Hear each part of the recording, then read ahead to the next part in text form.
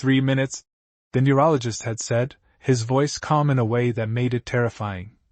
That's how long the brain can survive without oxygen before everything changes. And Emily Carter remembered those exact words as the world around her tilted, as the marble floor beneath her cheek felt colder than it should, as her right hand refused to obey her, fingers twitching instead of gripping the phone she had dropped only seconds ago, because this wasn't supposed to happen tonight, not when she was 7 months pregnant, not when her husband was just downstairs hosting a party filled with people who laughed too loudly and drank too much and believed they were celebrating something real, something permanent, something that mattered. Emily tried to breathe slowly like the doctor had taught her, in for 4, out for 4, but her chest felt tight, like the air itself had thickened, like every breath had to fight its way in. And somewhere in the distance she could hear music, bass pulsing. Through the floors of the house, the faint echo of glasses clinking, a woman's laughter rising above the rest, sharp and bright and completely unaware that just one floor above her, everything was beginning to fall apart. Emily's vision blurred at the edges, dark spots creeping inward, and she forced her eyes to focus on the one thing that still mattered, the phone lying inches from her hand, because she couldn't stand, couldn't call out. Couldn't trust her voice to form words, but she could. Type, she could still type, and that was enough, it had to be enough. Her fingers dragged across the screen slowly, painfully, like they belonged to someone else, each movement delayed, each letter a small victory against the growing numbness spreading through her arm. 9. 1.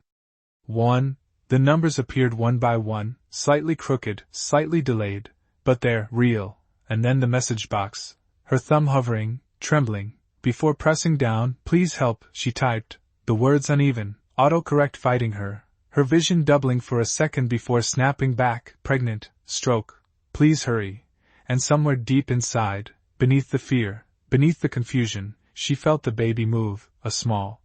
sharp reminder that she wasn't alone in this moment, that there was more than just her life on the line. Emily swallowed hard, the taste in her mouth metallic, unfamiliar, and she pressed send.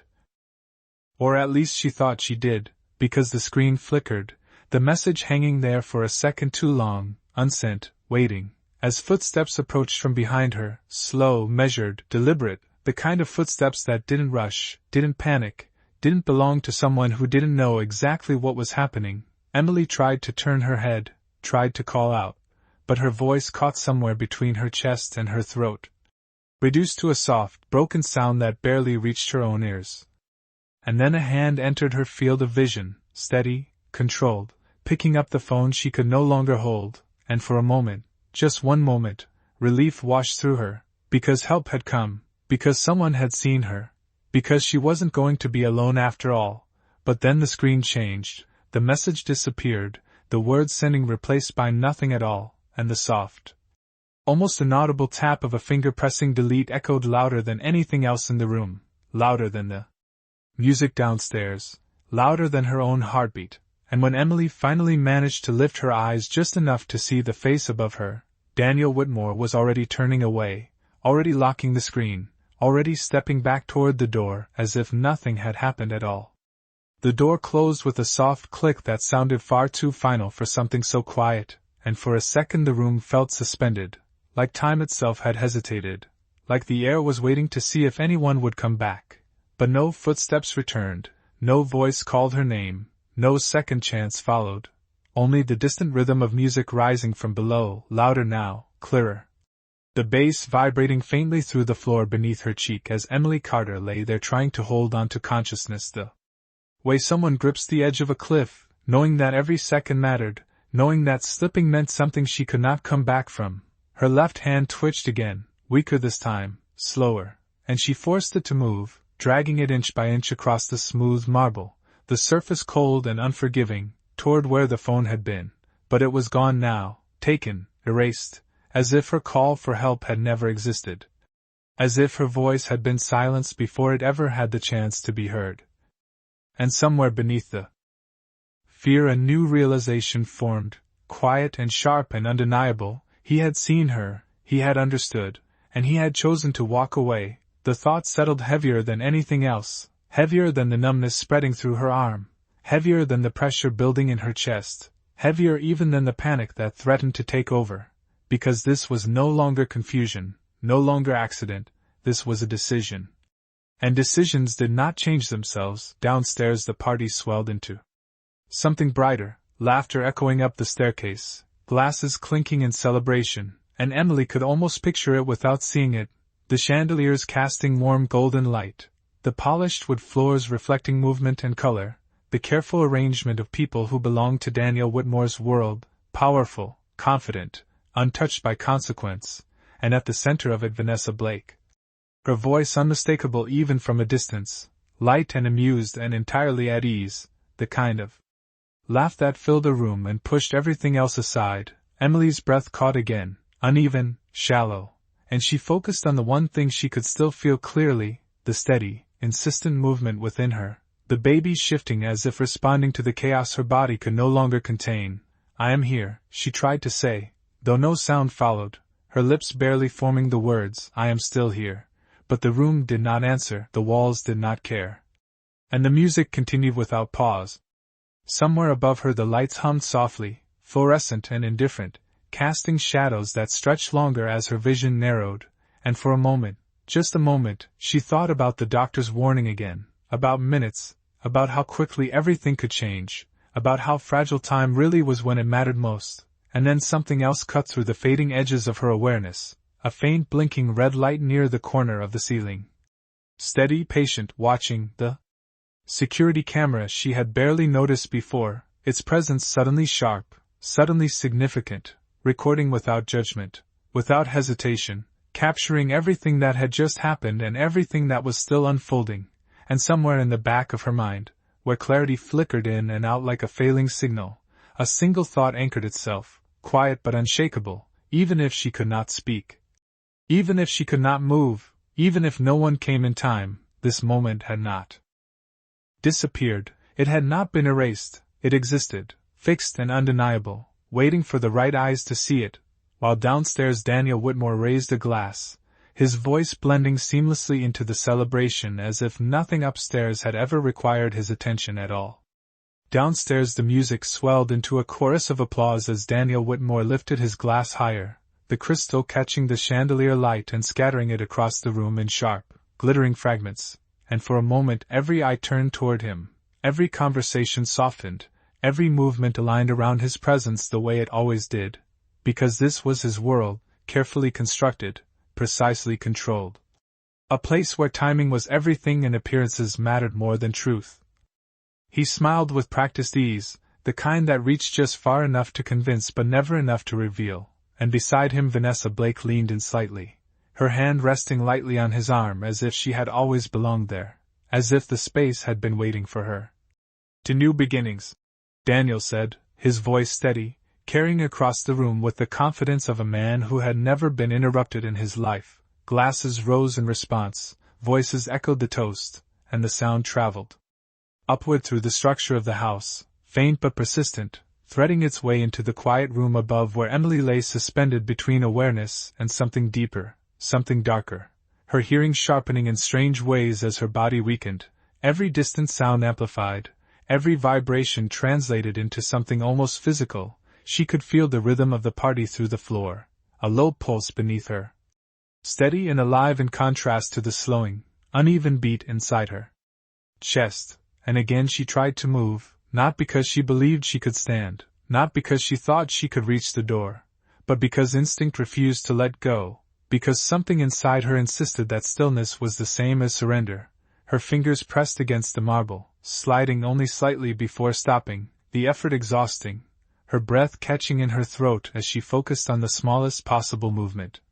Just enough to remind herself that she was still present, still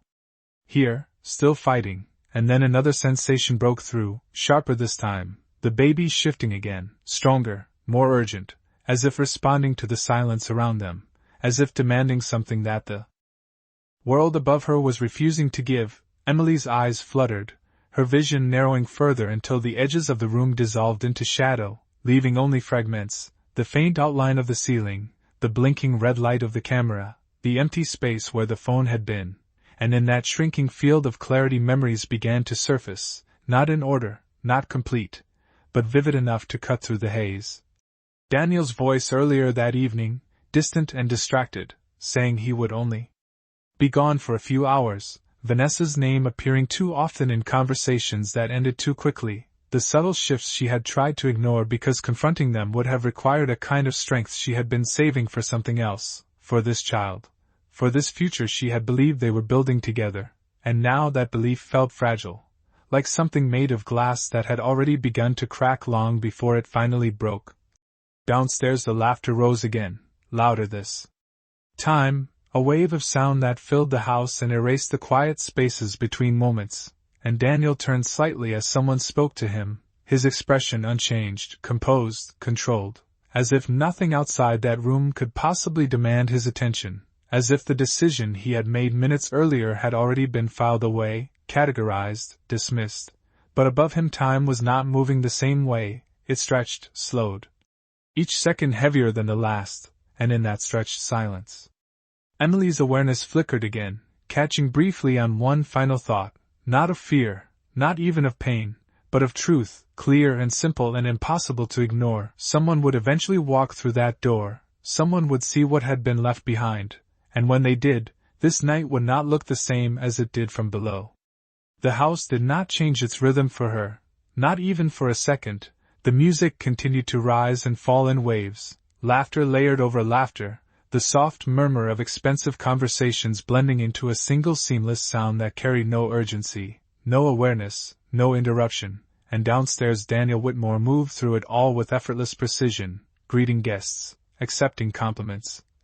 nodding at investors who believed they were standing beside a man in control of everything that mattered, his posture relaxed, his voice measured, his presence unshaken, because in his world nothing existed unless he chose to acknowledge it, and what he had left upstairs had already been placed somewhere distant in his mind, something inconvenient, something temporary, something he believed would resolve itself without his involvement. Vanessa Blake stayed close to him, her smile perfectly timed, her eyes scanning the room with quiet calculation, occasionally brushing his arm as if to anchor him there, to keep him exactly where he needed to be, and when she leaned in to say something only he could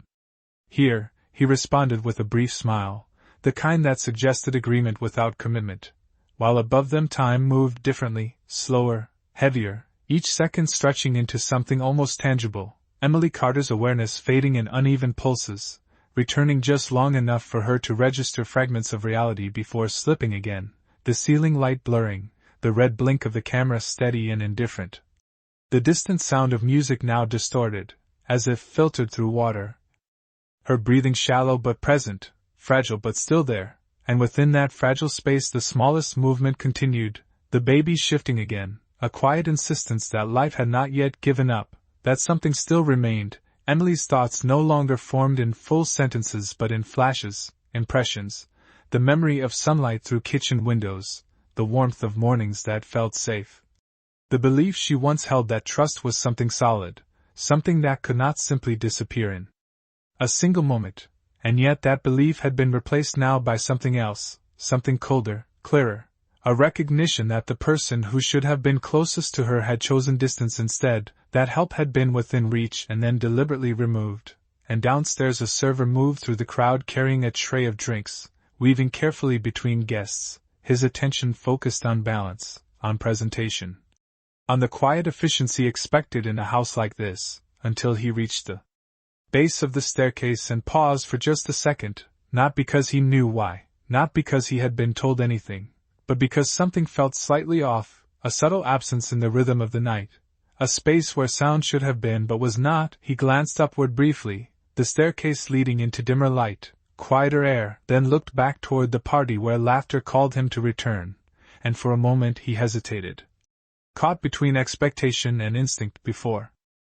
shifting the tray in his hands and taking a single step toward the stairs, slow, uncertain, as if the house itself was guiding him without explanation, and above, in the quiet room that no longer matched the celebration below, the blinking red light continued its steady rhythm, recording everything without judgment, without interruption,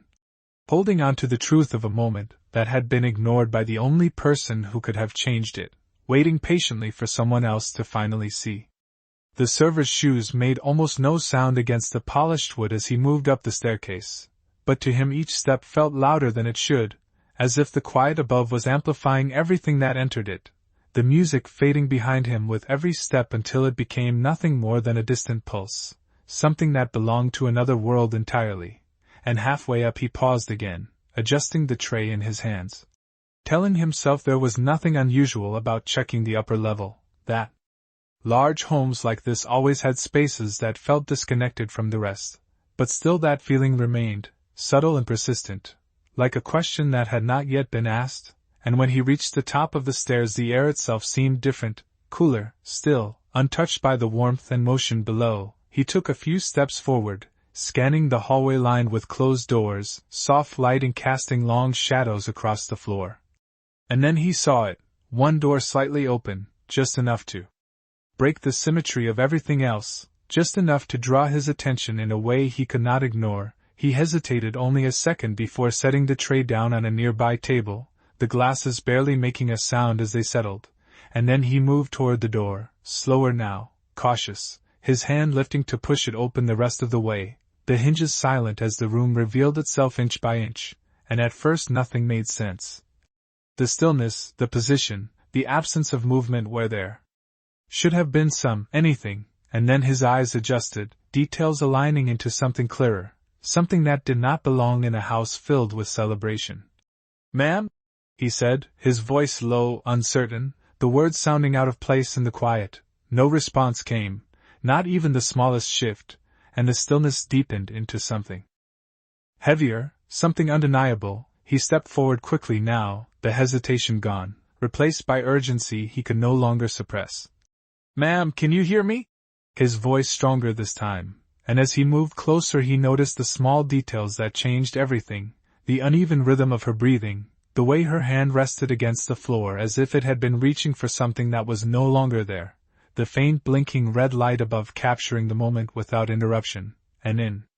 that instant the world below ceased to matter, the music, the laughter, the carefully curated illusion of perfection, none of it reached this room anymore, because here something real had happened, something that demanded attention, that refused to be ignored any longer. He pulled his phone from his pocket, fingers moving quickly, dialing with a kind of clarity that comes when instinct takes over, his voice steady as he spoke, giving the address, describing what he saw, each word grounding the moment in reality, turning silence into action, and as he did, his eyes flicked once more toward the hallway, toward the staircase that led back down to the party, and for a brief second he hesitated, as if considering whether to call for someone else, whether to alert the man whose name was attached to this house, but something in the room held him there. Something told him that whatever had happened here did not belong to the celebration below, and downstairs Daniel Whitmore laughed at. Something a guest had said, the sound blending seamlessly into the evening, completely unaware that the space above him had already shifted beyond his control, that a moment he had chosen to ignore had now been seen, had now been spoken into existence, and could no longer be undone. The words he had spoken into the phone did not disappear into silence, they traveled, they carried weight, they turned what had been hidden into something that now had direction and response, and within seconds the stillness of the room began to shift, not loudly, not dramatically, but with a quiet urgency that grew with each passing moment. The server stayed beside Emily, his voice steady as he spoke to her even though he did not know if she could hear him, even though her eyes remained unfocused, because presence itself mattered, because leaving her alone again was no longer an option. "Help is on the way," he said, repeating it as if the words themselves could hold something together, could bridge the gap between now and what came next, and downstairs the rhythm of the party continued untouched for just a little longer, the music rising again, a new song beginning, the kind that filled the room with movement, with distraction, with the illusion that nothing outside that space could interrupt it. Daniel Whitmore stood near the center of it all, engaged in conversation with a group of investors, his tone confident, his gestures controlled, each word placed carefully as if he were negotiating something far more significant than the moment itself, and for a time he succeeded. The world remained exactly as he expected it to be, until a subtle change began at the edges, small at first, almost imperceptible, a staff member moving more quickly than before, A whisper exchanged between two employees near the staircase, a glance upward that lingered just a second too long. And then another, and another, until the pattern formed, until attention shifted in ways that could not be ignored. Vanessa noticed it first, her eyes narrowing slightly as she followed the direction of those glances, her expression still composed but sharpened now with curiosity. "Something is happening," she murmured, low enough that only Daniel could hear, and for the first time that evening his attention broke, his gaze lifting toward the staircase, the place he had deliberately avoided looking at since he had come down, and in that single moment something unspoken passed through his expression, not panic, not yet, but recognition, the kind that flickers quickly and disappears just as fast, replaced by control, by calculation. He set his glass down with measured precision, excusing himself with a brief nod that did not invite questions, and began to move toward the stairs, each step steady, unhurried. As if nothing about this shift concerned him, as if he was simply addressing a minor interruption in an otherwise perfect evening, but the energy around him had already changed, conversations faltering, eyes following his movement, the music continuing but no longer holding the same dominance over the room, and upstairs the distant sound of approaching sirens began to weave into the quiet, faint at first, then clearer, cutting through the layers of distance and walls. A sound that did not belong to celebration, a sound that carried meaning whether acknowledged or not, and as Daniel reached the base of the staircase he paused for just a fraction of a second, the space above him no longer abstract, no longer distant, but real, immediate, waiting, and though his expression remained composed, something in the air had shifted beyond his control, something that had already been set in motion the moment he chose to walk away, and now, step by step, it was coming back toward him. Daniel Whitmore began to climb the staircase with the same controlled pace he used in every high-stakes situation, measured steps, steady breathing, his expression composed enough to convince anyone watching that he was simply responding to a minor disruption. But the farther he moved from the noise of the party, the more the silence above pressed against him, the music fading behind him until it became distant and irrelevant, replaced by something sharper, the faint echo of voices that did not belong to celebration, and then the sound that confirmed everything, the sirens, clearer now, no longer distant, cutting through the night air and threading their way into the house with a presence that could not be ignored. He did not stop, but something in his posture tightened almost imperceptibly, a subtle shift that only someone looking closely would notice. And as he reached the top of the stairs, the hallway stretched before him exactly as it had minutes earlier, unchanged, quiet, the door at the end still open, still drawing attention in a way that felt unavoidable. A staff member stood just outside it now, speaking quickly into a phone, his voice low but urgent, and when he saw Daniel approaching he straightened slightly, uncertainty flickering across his face before settling into something more formal, more cautious. "Sir?" he said, stepping aside just enough to clear the path, but not enough to fully retreat, as if the space itself had shifted ownership, as if what was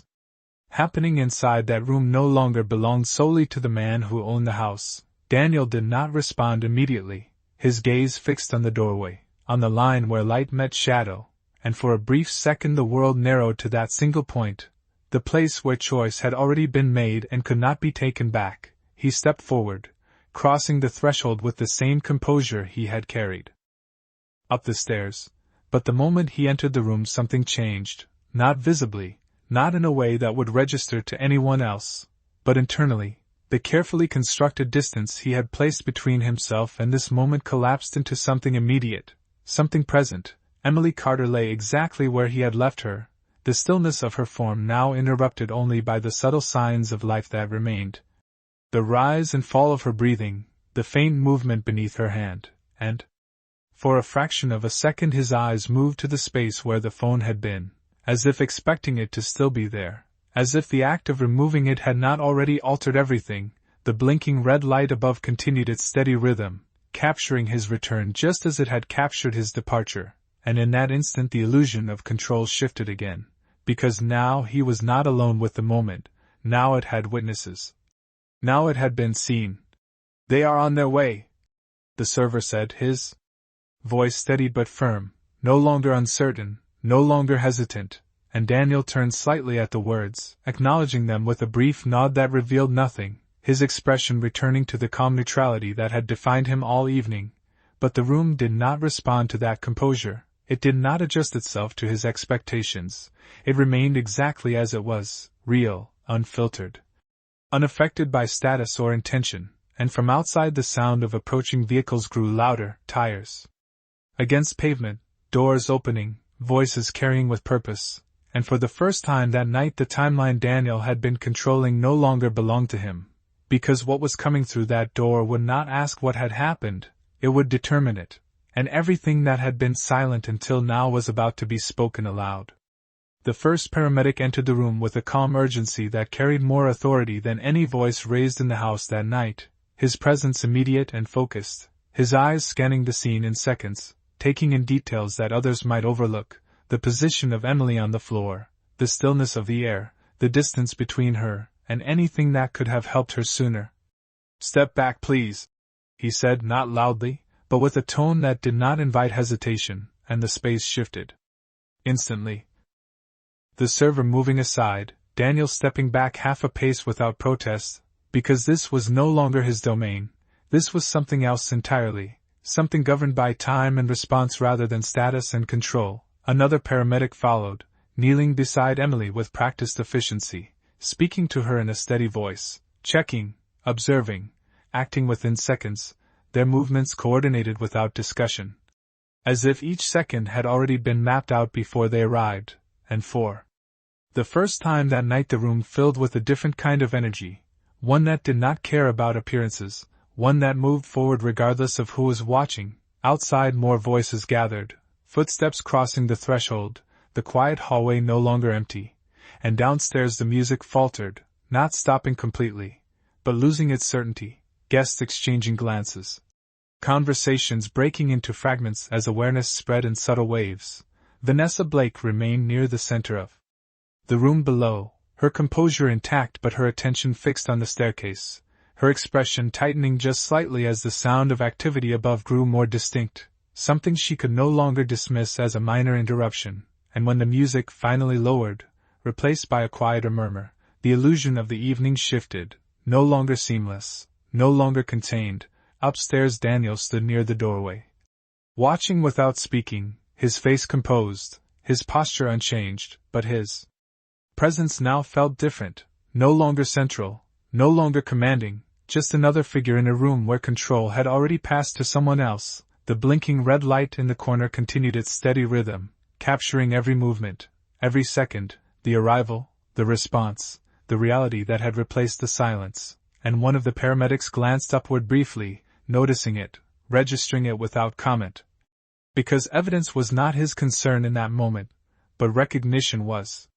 instinctive, and as they worked, as their voices filled the space with purpose and clarity, the timeline continued to move forward, no longer paused, no longer hidden, and outside the house the lights of emergency vehicles cast shifting patterns against the windows, red and white reflections stretching across walls that had once reflected nothing but luxury and control, turning the entire space into something else, something exposed, something real, and in that transformation the separation between upstairs and downstairs disappeared, the two worlds colliding into one shared moment, one that could not be divided, could not be contained, and as the sound of voices and movement filled the house, as attention gathered and focus narrowed, one truth settled quietly beneath everything else: what had been ignored was now undeniable, and what had been done in silence was no longer invisible.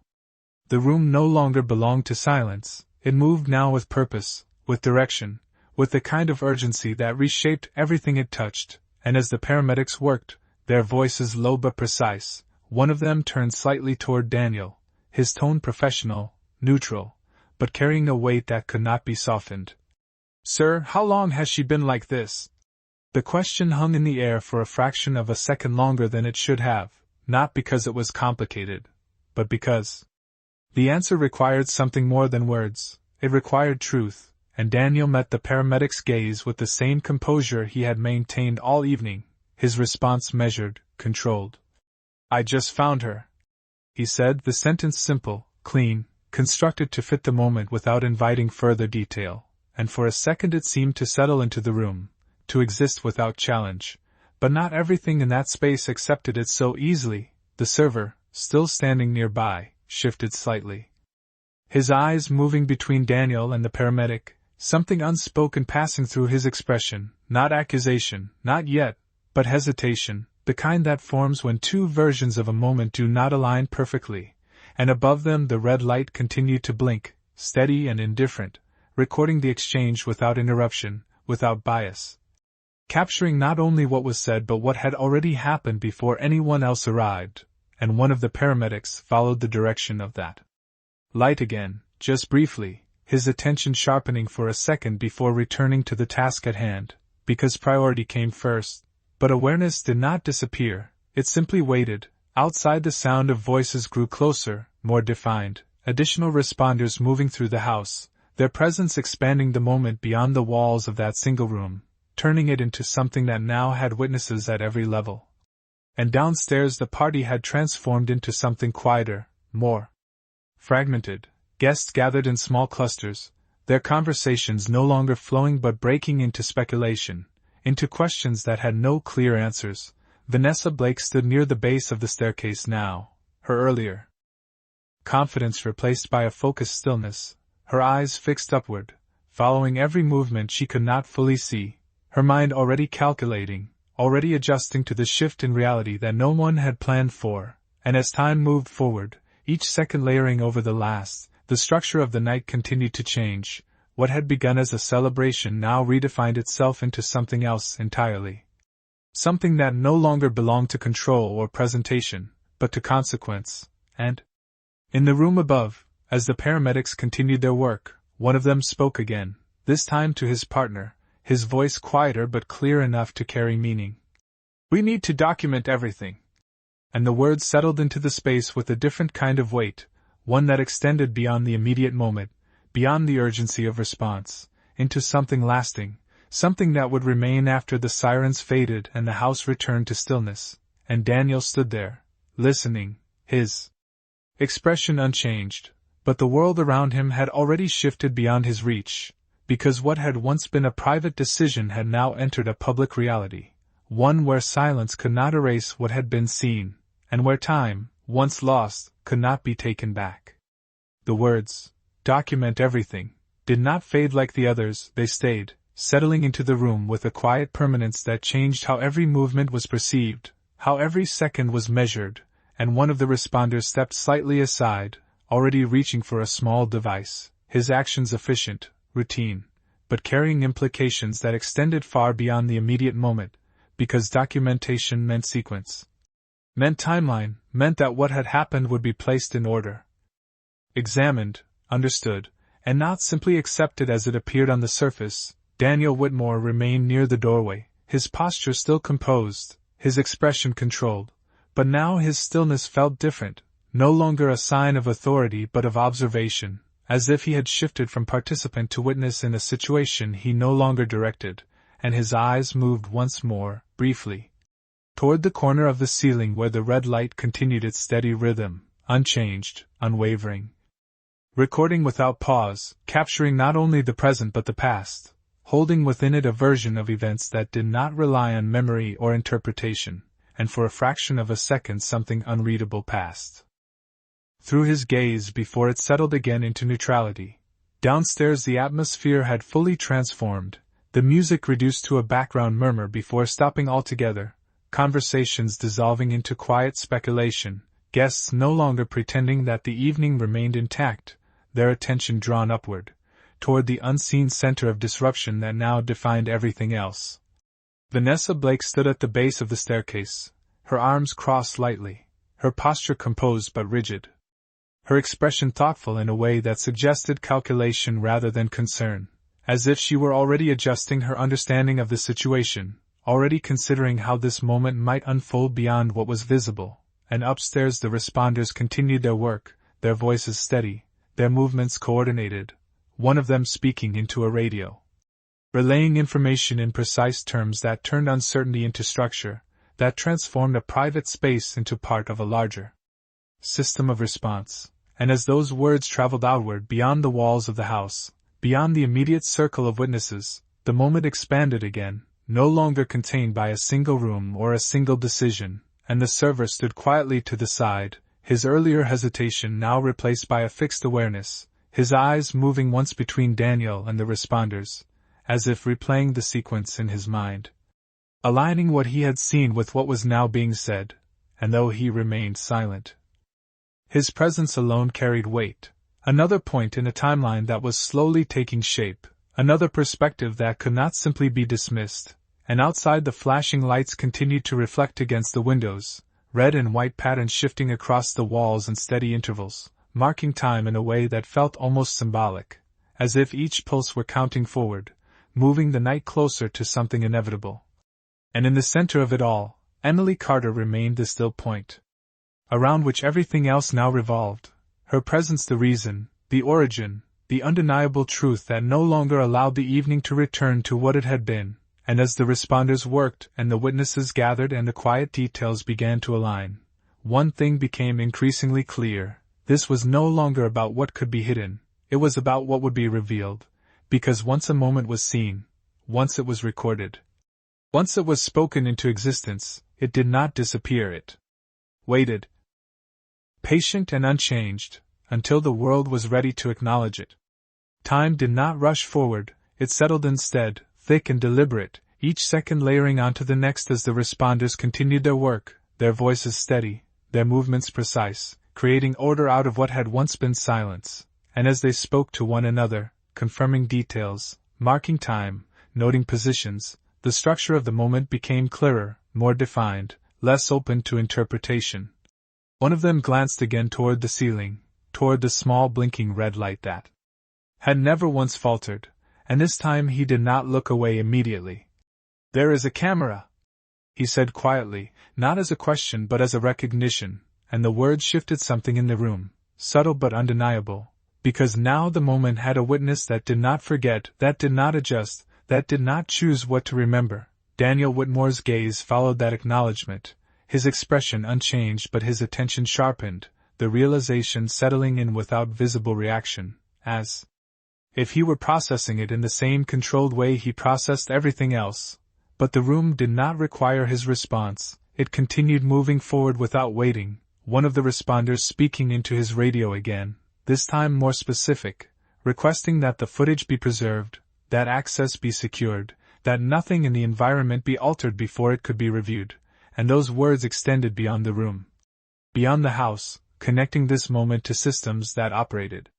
independently of personal influence, systems that followed procedure rather than preference. Downstairs the quiet had deepened into something heavier, conversations reduced to whispers, guests no longer attempting to maintain the illusion of normalcy, their attention fixed upward, drawn to a narrative they could not yet see but could feel unfolding. Vanessa Blake remained still at the base of the staircase, her posture composed but her eyes sharper now, calculating, absorbing, understanding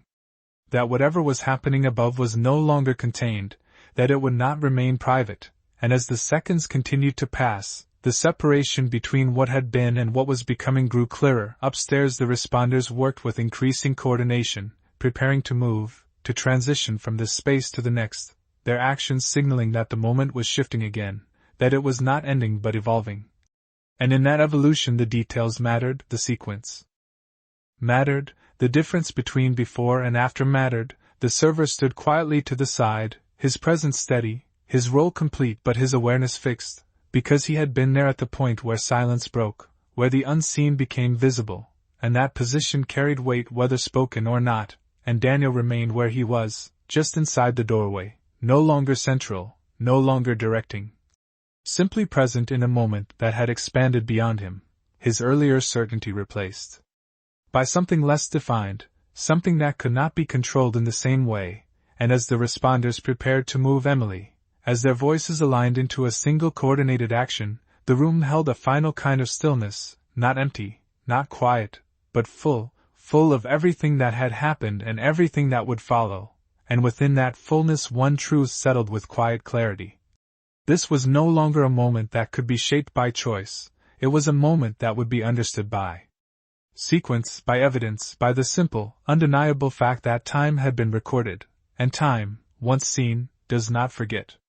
The movement began with quiet coordination, a shift from observation to transition, as the responders aligned their positions and prepared to carry Emily Carter out of the room that had held her in stillness for too long, their voices calm and precise, each instruction clear, each motion deliberate, and as they worked the space itself seemed to release its hold. The weight of the moment lifting just enough to allow action to replace suspension, and as they moved her carefully, the blinking red light above continued its steady rhythm, capturing the final seconds of a room that had witnessed everything without interruption, without judgment, holding on to a truth that no longer depended on memory. Daniel Whitmore stepped back further, clearing the path without being asked, his presence now secondary, peripheral, his earlier control replaced by a role he had not chosen but could not refuse. And as the responders carried Emily toward the doorway, past him, past the threshold where silence had once concealed everything, the hallway filled with motion, with voices, with purpose, the quiet no longer intact, and downstairs the crowd shifted instinctively, parting as the reality of the situation descended into their space, conversation stopping entirely now, replaced by a collective awareness that something irreversible had occurred. Vanessa Blake remained where she stood, her posture unchanged but her gaze fixed, following the movement as it came into view, her expression no longer calculated but narrowed, focused, as if trying to understand the full scope of what was unfolding. And as Emily was carried through the house, past the guests, past the carefully arranged environment that had defined the evening, the contrast was undeniable. The collision between appearance and reality complete, and outside the night air carried a different energy. The flashing lights reflecting against the driveway, the open doors of emergency vehicles waiting with quiet readiness, the world beyond the house already engaged, already responding, already part of a timeline that extended far beyond this single moment. And as the responders moved with practiced efficiency, guiding Emily toward the next phase of care, one of them spoke briefly to another, confirming details, noting time, marking sequence, because sequence mattered now more than anything else. The order of events, the timing of actions, the difference between what happened and what was claimed to have happened, and behind them the house remained, its lights still on, its rooms still filled, but no longer untouched, no longer insulated, because something had shifted permanently within its walls, something that could not be restored to its previous state, and Daniel stood at the edge of it all, watching as the moment moved away from him, carried out into a space where it would be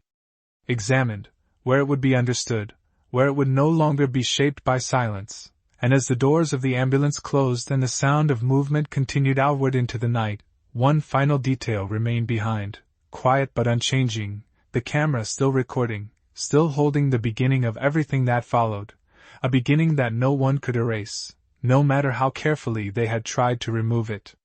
The sirens faded into the distance, not suddenly, but gradually, their sound stretching thinner with every passing second until it became nothing more than a memory carried by the night air. And in their absence the house stood quieter than it had at any point before, not the quiet of elegance or control, but the kind that follows disruption, the kind that settles after something irreversible has already taken place. Guests began to leave in slow, uncertain movements, conversations reduced to brief exchanges that avoided specifics, that circled around what had happened without naming it, because naming it would make it real in a way none of them were ready to confront. Vanessa Blake did not rush, she remained near the doorway, watching the last of the emergency lights disappear beyond the gates, her expression unreadable, her posture composed. But the certainty she had carried earlier was gone, replaced by something quieter, something more cautious. As if she understood that whatever had been carefully constructed that evening had shifted into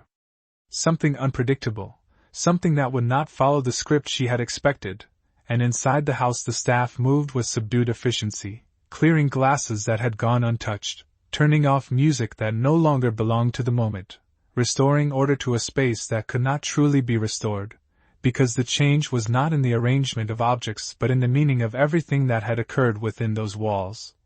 Daniel Whitmore stood alone for a moment at the base of the staircase, the place where the evening had split into two realities, one above, one below. And for the first time that night there was no one watching him, no audience to respond to, no performance required, just the quiet space and the weight of what could no longer be undone. He looked upward once, toward the darkened hallway where everything had begun, where a single decision had shifted the course of the night. And though his expression remained controlled, the stillness around him no longer responded to that control. It held its own shape, independent, unyielding, and somewhere above, unseen but present, the small camera continued its silent work, its memory intact, its record complete, holding within it the exact sequence that would later be examined, replayed, understood, not through interpretation but through fact, and outside the gates the world had already begun to move forward. Reports filed, timelines noted, systems activated that did not belong to him, that did not recognize influence or intention, only sequence and evidence. And as the final lights in the house dimmed and the last of the voices faded into silence, one truth remained, quiet but absolute: some moments do not end when the room empties, they continue, carried forward by what they leave behind, and no matter how carefully someone tries to erase a choice, time remembers it, and eventually, time shows it.